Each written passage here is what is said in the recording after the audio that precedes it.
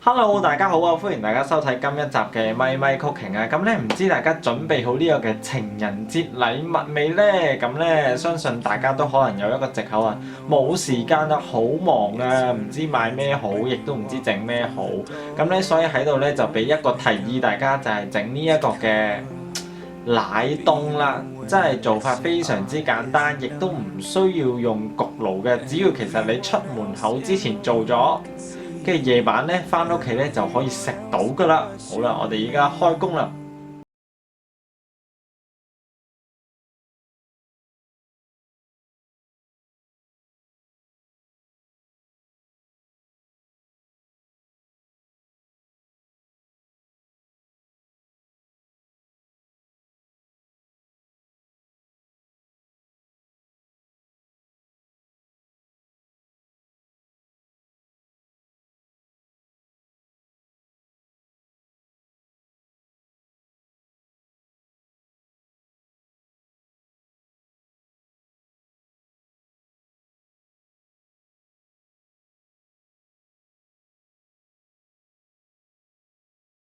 先咧就將魚膠粉倒入水嗰度啦，然之後咧就唔需要攪拌喎，等佢自己凝結啦。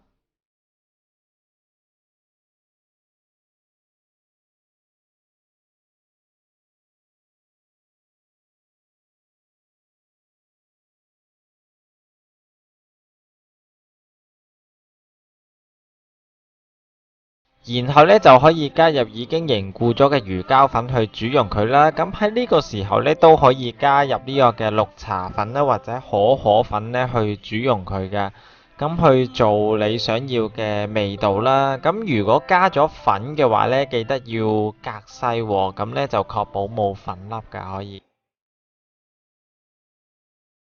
最後咧就倒入模入邊啦，放喺雪櫃雪佢3至4個鐘頭咧，咁就完成㗎啦。其實做個士多啤梨汁咧都好簡單㗎，咁只要將士多啤梨咧加入砂糖同埋檸檬汁去攪爛佢咧，咁就完成㗎啦。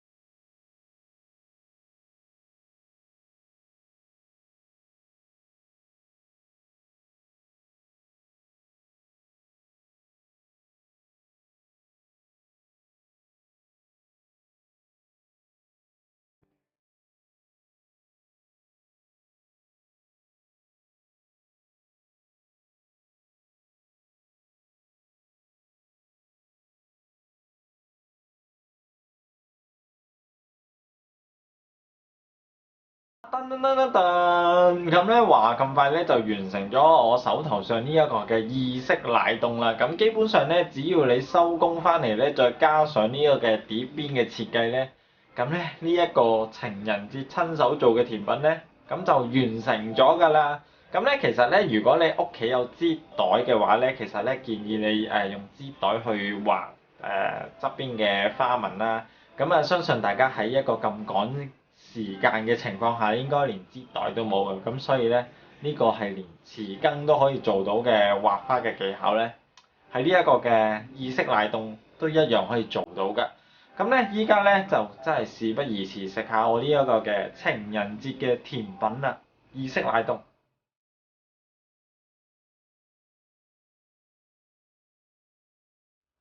嗱，如果大家真係跟足我呢個嘅 recipe 去做咧，咁咧都喺度俾一個建議大家咧，就係整呢個嘅士多啤梨汁嘅時候嗰度，個檸檬咧其實咧可以落翻，唔需要半個咁多，其實可能一茶匙或者2茶匙左右咧就已經 OK 嘅。咁啊，因為依家咧實在太〜